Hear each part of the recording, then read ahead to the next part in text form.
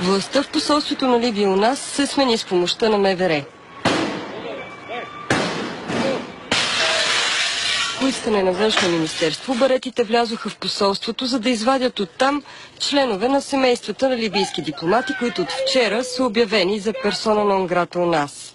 До днес в 15 часа те са отказали да напуснат доброволно. От посолството бяха изведени съпругата и децата на станалия скандално известен вече бивш консул на Джамахирията Ибрахим Ал-Фуейрис. В Седморайонно, а след това в Бусманци ще бъде отведен и човека, свалил портрета на Кадафи. Жена му, която е българка, наблюдаваше събитията от булеварда. Трябва да влезат, така ли? Трябва да ги убият. Какво правите, бе? Те са невинни, бе! Новият посланник на Либия в България вече у нас и чака сградата да бъде освободена.